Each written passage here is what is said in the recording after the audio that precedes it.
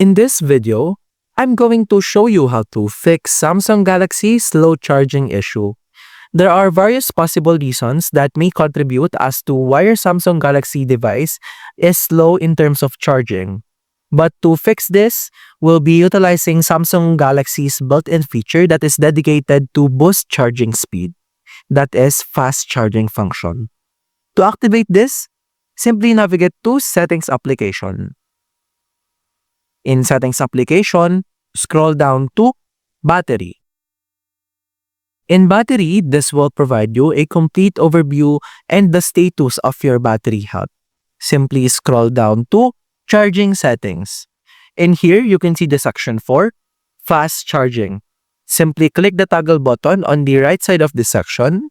And now, your charging issue will now disseminate as fast charging will boost the speed of charging on your phone.